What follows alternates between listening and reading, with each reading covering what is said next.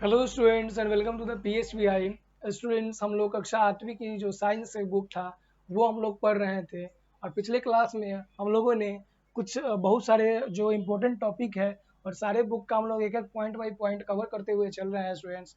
तो पिछले जो क्लास हुआ था उसमें हम लोगों ने बहुत सी चीज़ों को जाना था, समझा था और जानने का प्रयास किया था स्टूडेंट्स। तो फिर से एक नए अंदाज में हम लोग आज से क्या करने वाले हैं, हमारा जो नया टॉपिक होगा वहाँ से हम लोग इसको शुरुआत करने वाले हैं।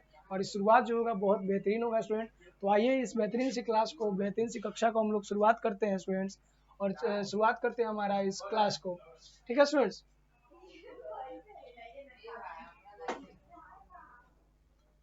तो स्टूडेंट्स, हम लोगों ने पिछला जो टॉपिक था कुछ रिकॉल कर देते हैं, कुछ रिवाइज करवा देते हैं आप सभी को, जो क्या पढ़े थे हम लोग लास्ट टॉपिक। पिछले जो हमारा टॉपिक जो चल रहा था वो हम लोग पढ़ रहे थे सिलेक्शन ऑफ सीड्स, यानी कि जो बीज का चुनाव हम लोग पढ़ रहे हैं। हमारा जो टॉपिक है वो क्या है, फूड प्रोडक्शन एंड मैनेजमेंट। जो हमारा बुक का, जो हमारा क्लास 8 का जो पारस प्रकाशन का जो पुस्तक है उसका जो फर्स्ट चैप्टर है उसमें हमें पढ़ना था फूड प्रोडक्शन एंड मैनेजमेंट। क्या पढ़ना था students? Food production, food production and management.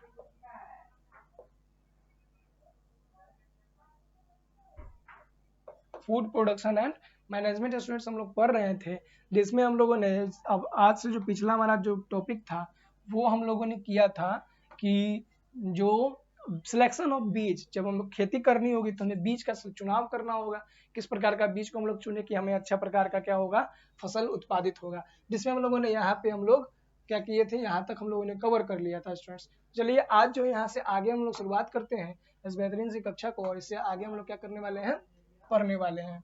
ठीक है स्टूडेंट्स।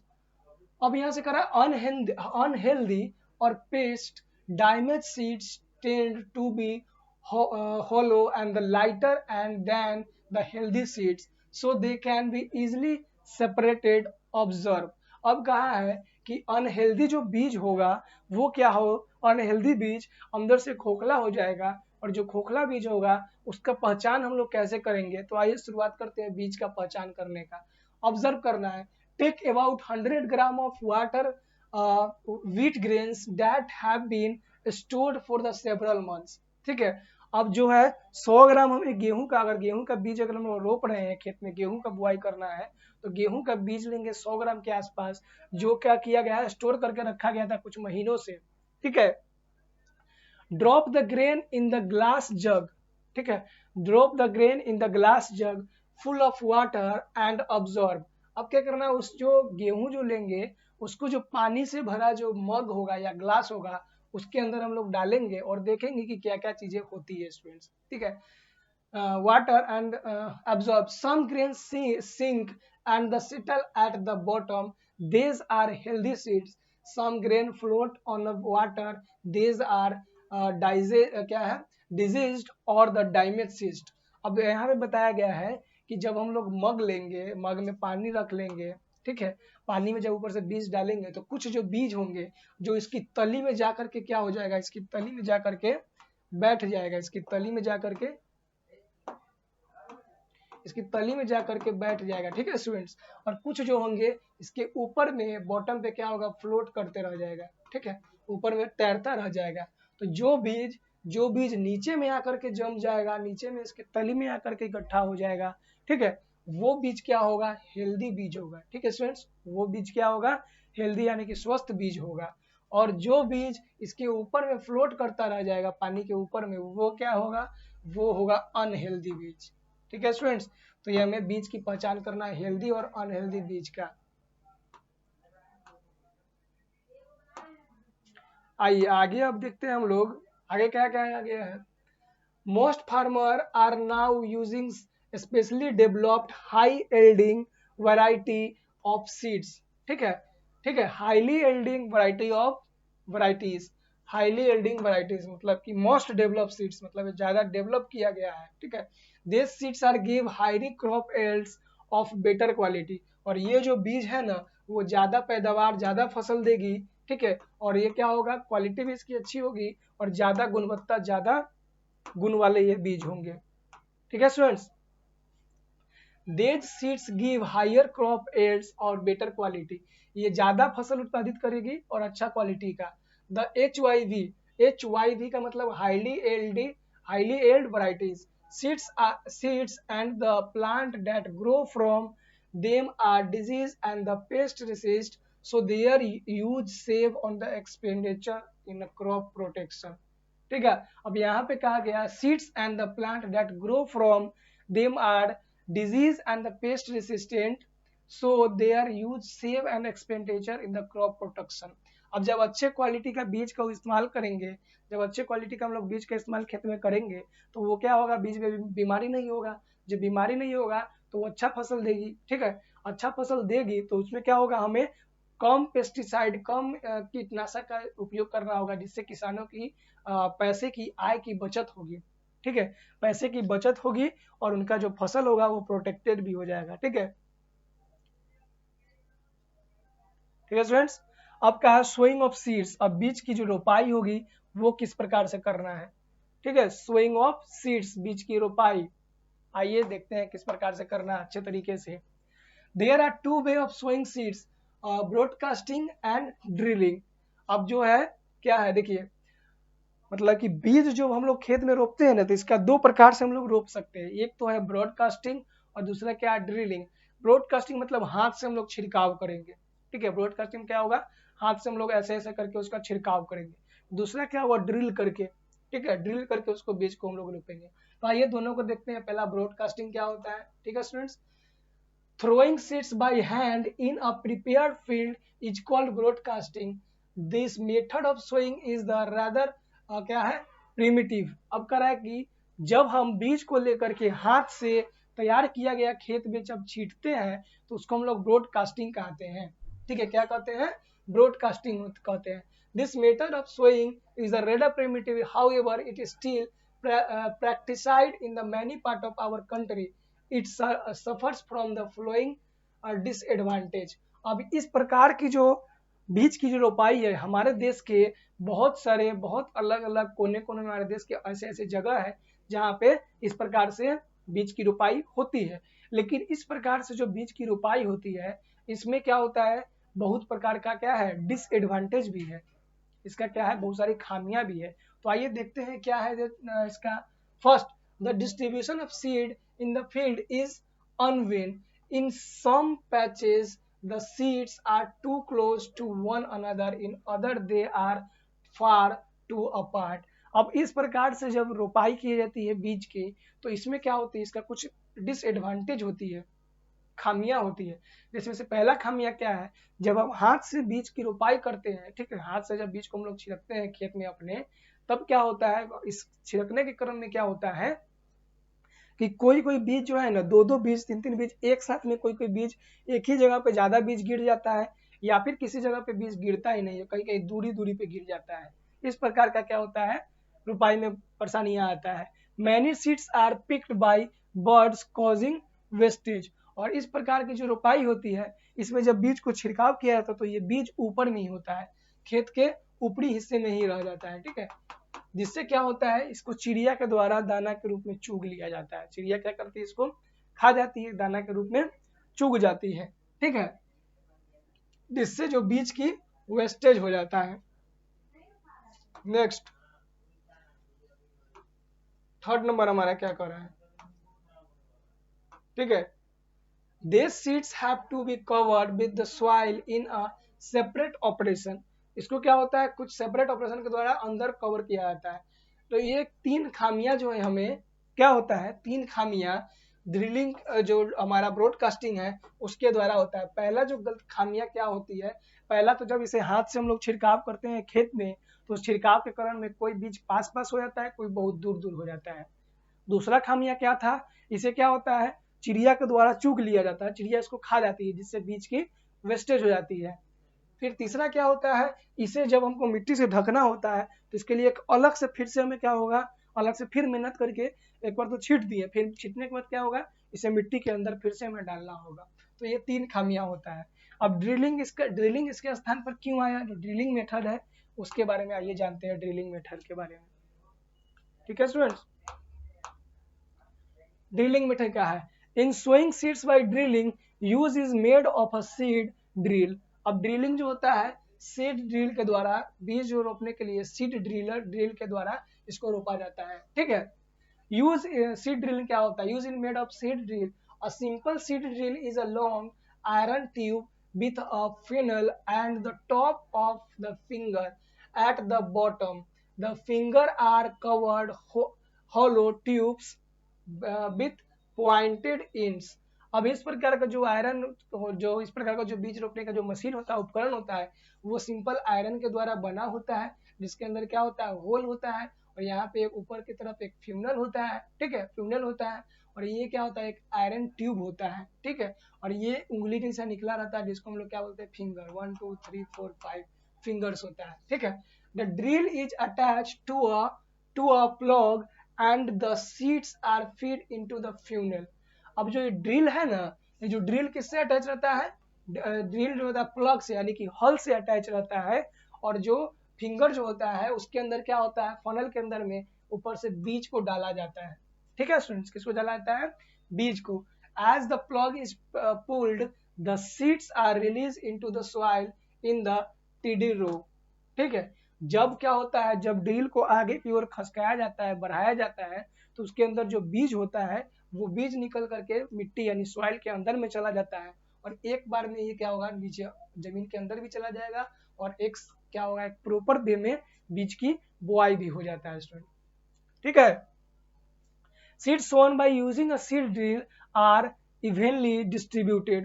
अब ये क्या होता है? इस प्रकार से जब बीज की रोपाई होती है तो ये क्या होता है? ये ये मतलब कि जो प्रकार से ब्रॉडकास्टिंग में बीज इधर उधर चला जाता था, इसमें नहीं जाता है। ठीक है, इसमें अच्छे तरीके से बीज जो होता है एक प्रॉपर वे में रोपाता है। ठीक है, सोइंग होता है। Since they are immediately covered by soil, they are not wasted by bird.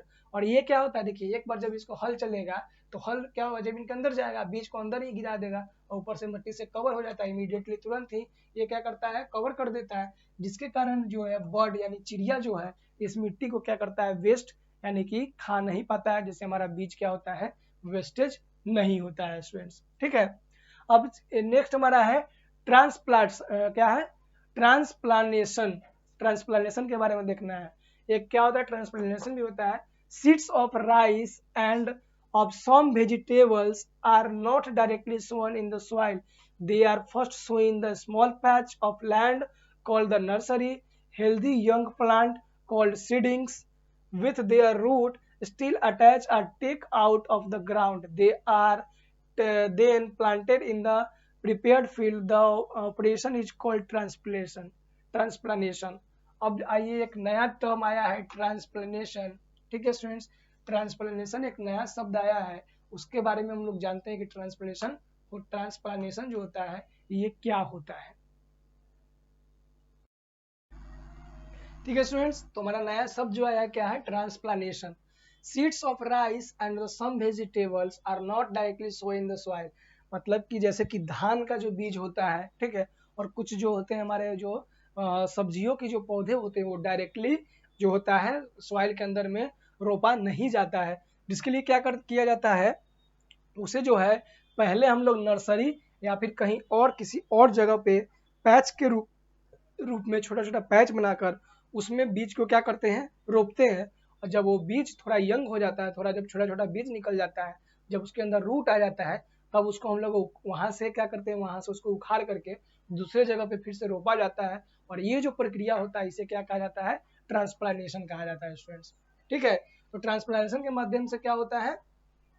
Transplantation के माध्यम से जो होता है, जो पैच बना करके पहले उगाया जाता है नर्सरी में, और फिर हेल्दी प्लांट को सीडलिंग्स के रूप में with their root still attached or taken off the ground, they are then planted in the prepared field.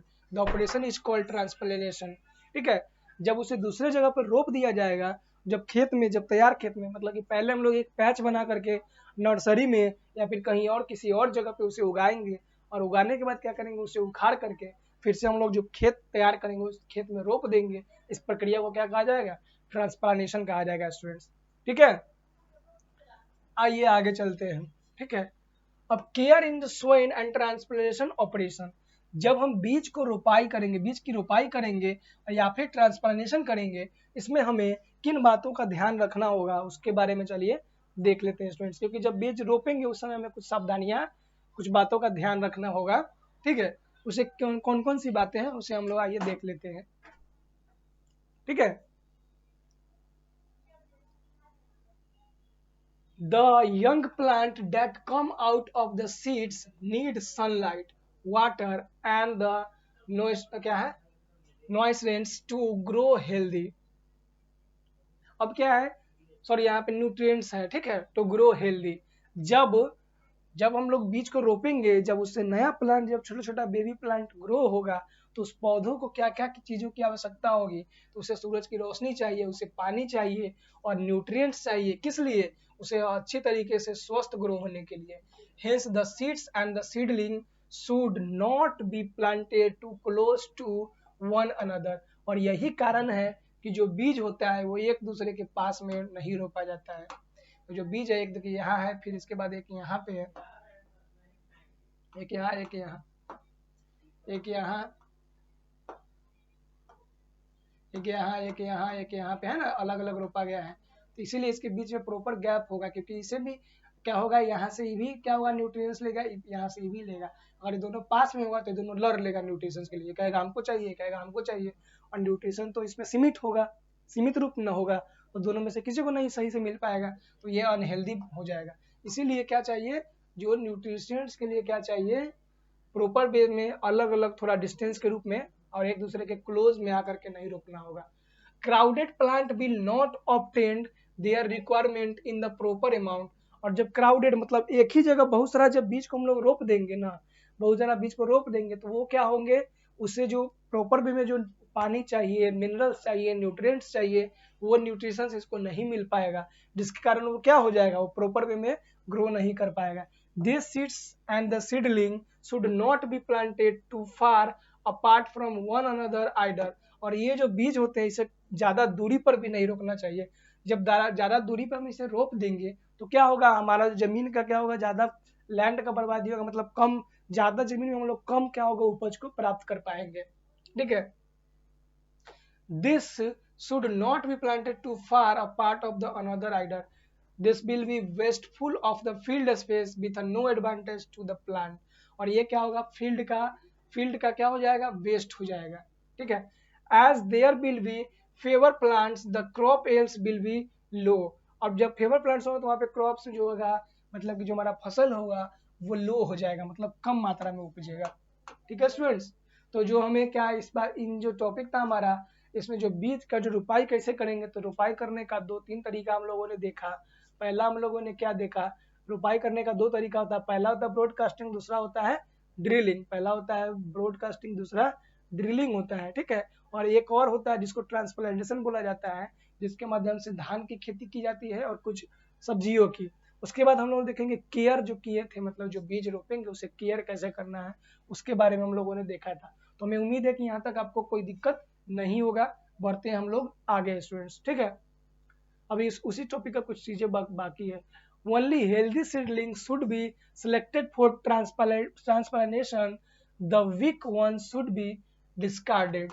अब देखिए, जब हम लोग पैच बना करके नर्सरी में छोटा छोटा सीडलिंग लगाएंगे ना, उस सीडलिंग में से जो हेल्दी होगा, जो स्वस्थ होगा, उसी को हम लोग रोपने के लिए लेंगे, और जो अनहेल्दी होगा उसको वहीं पे छोड़ के फेंक देंगे हम लोग, ठीक है, उसका उपयोग नहीं करेंगे, ठीक है।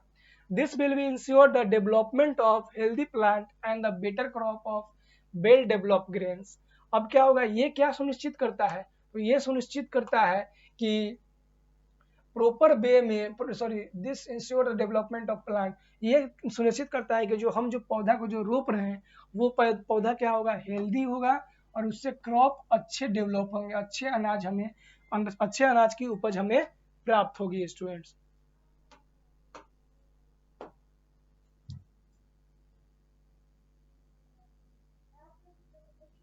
ठीक है। Third number, this seeds should be planted at a proper depth in the prepared field. अब ये जो सीड जो होगा, जो बीज होगा, इसे प्रॉपर गहराई में, डेप्थ मतलब क्या होता है, गहराई में रोपना होगा। ठीक है, गहराई में रोपेंगे जिससे क्या होगा कि इसे प्रॉपर वे में वाटर मिल पाएगा, न्यूट्रिएंट्स मिल पाएगा। ठीक है, ये सब चीजें इसे प्रॉपर वे में मिल पाएगा। ठीक है, if they are too close to surface, the young plant will not be firmly anchored in the soil. If they are planted too deep, the shoots will be not able to push through the soil to the surface easily. अब इसे न ज्यादा गहराई में रोपना है न ज्यादा ऊपर, प्रॉपर डिप में, जितना इसे गहराई चाहिए उतना ही गहराई में रोपेंगे। अगर ज्यादा गहराई में रोप देंगे तो ये क्या करेगा, जब ये छोटा होगा तो उस समय वाटर को एब्जॉर्ब करके ऊपर ले जाने में सक्षम नहीं हो पाएगा। ठीक है, और जब इसका जड़ ऊपर ही रह जाएगा तो अंदर से पानी को भी ये खींच नहीं पाएगा। ठीक है students, the seed should be planted at the proper depth. Proper depth मतलब कि एक जो मात्रा में इसे गहराई चाहिए उस गहराई में बीज को रोपना अनिवार्य होगा। Manuring and the fertilisation.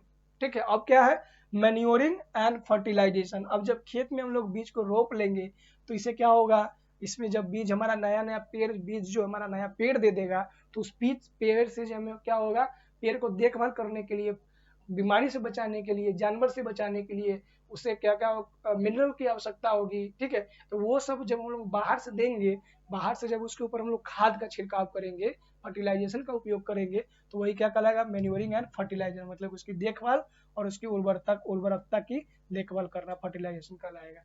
तो ये स्टूडेंट यहाँ तक आपको उम्मीद है कि आपको समझ में आया होगा। मिलते हैं हम लोग नए वीडियो में, नए जोश और नए एनर्जी के साथ में। तब तक के लिए धन्यवाद, मिलते हैं अगले वीडियो में।